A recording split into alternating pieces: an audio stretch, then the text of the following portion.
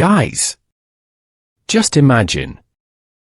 On a clear day from the southern coast of Spain, standing at the very edge of Europe, where right in front of you is a narrow stretch of sea, and just beyond it lies the land of Africa.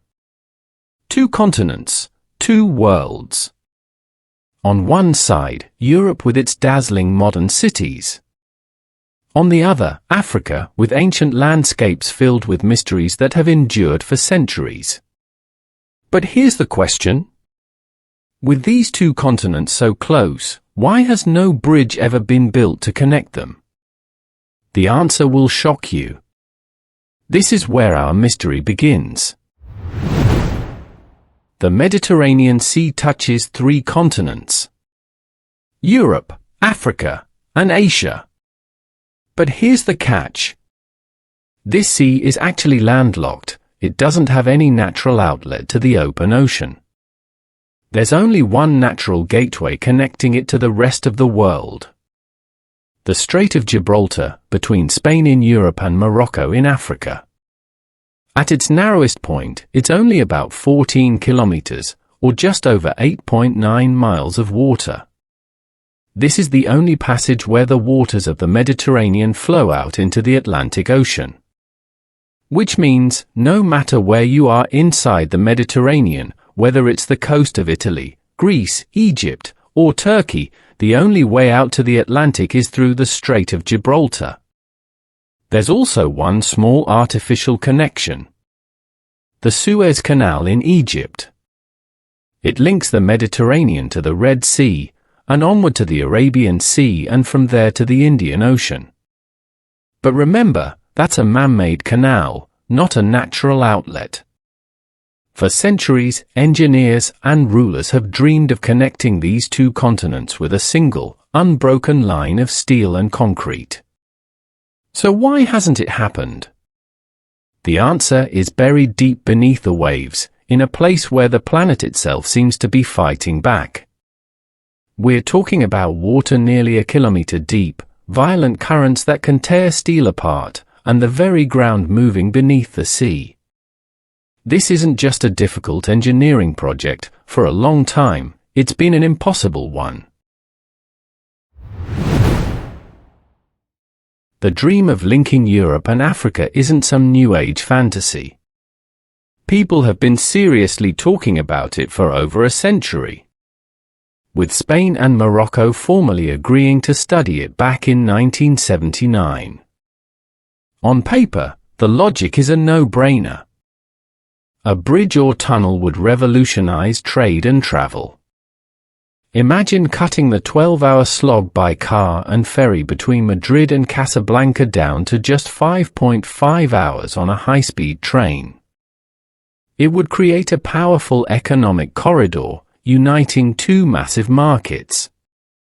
The initial vision was grand, a monumental bridge, a testament to modern engineering, standing as the first ever permanent link between 2 continents. But as soon as the first survey ships began mapping the seabed, that dream collided with a brutal reality. The first, and most shocking, problem is the sheer depth. While the strait is narrow, the seabed plunges to an astonishing 900 meters in some areas. That's almost 3,000 feet deep. To put that in perspective, the Burj Khalifa, the tallest building on Earth, would be completely submerged. Imagine trying to build support pylons taller than the world's tallest skyscraper and sinking them into a dark abyss.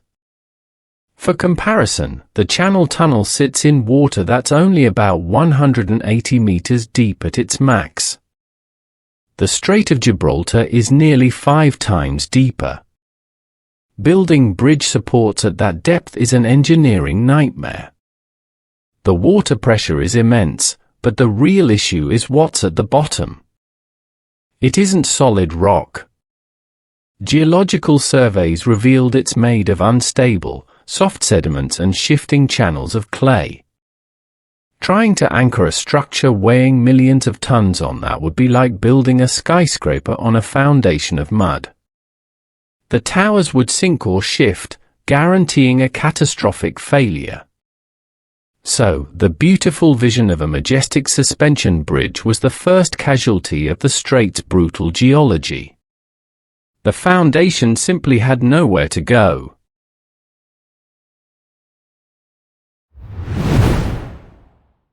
The Strait of Gibraltar isn't just a peaceful channel, it's a war zone.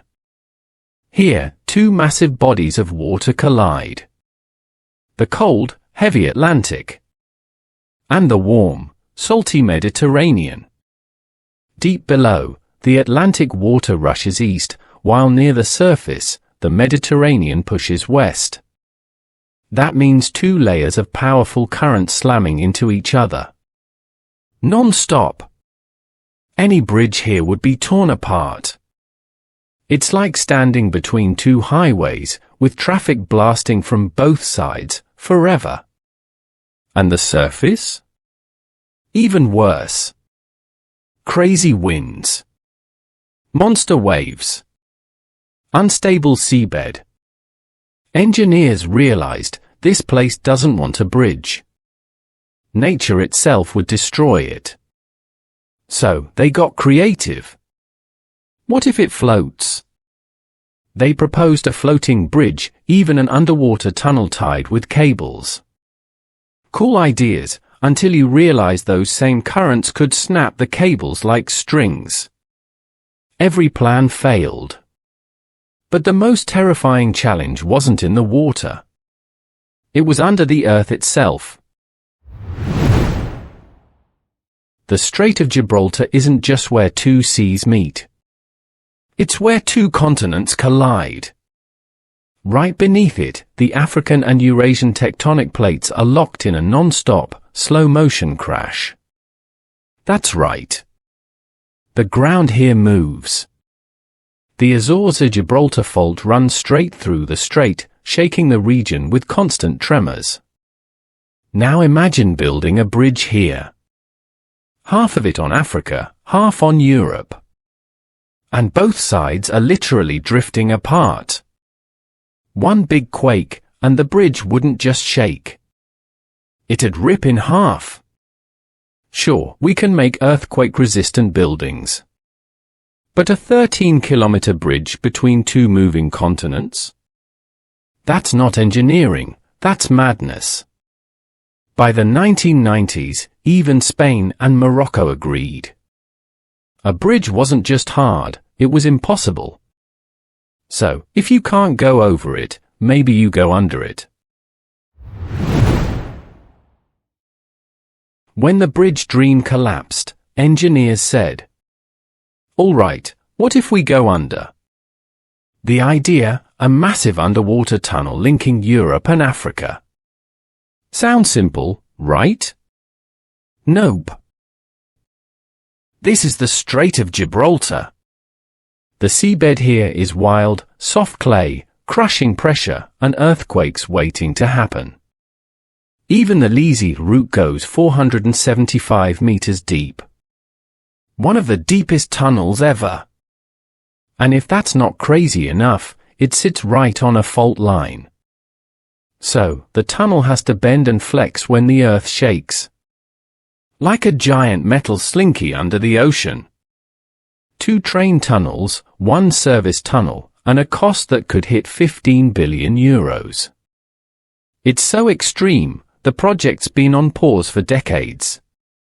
But guess what? It's coming back to life. For decades, the Gibraltar Tunnel was just a dream until the 2030 FIFA World Cup. Spain, Morocco, and Portugal teaming up for the event suddenly gave this mega project new life. In 2023, both countries reignited the plan, pumping in fresh funds, with even the EU jumping on board. But it's not smooth sailing. Politics, money, and Gibraltar's UK connection make things messy. And let's be real, a €15 billion tunnel isn't opening anytime soon. Even with all this hype, experts say 2030 is impossible. 2040 might be the real goal. the dream isn't dead. It just went underground. Engineers are now racing to build a tunnel. Insanely risky, crazy expensive, but finally possible. And with the 2030 World Cup fueling the fire, this decades-old dream might actually happen. Maybe not today, maybe not even by 2030. But one day, Europe and Africa could finally be connected.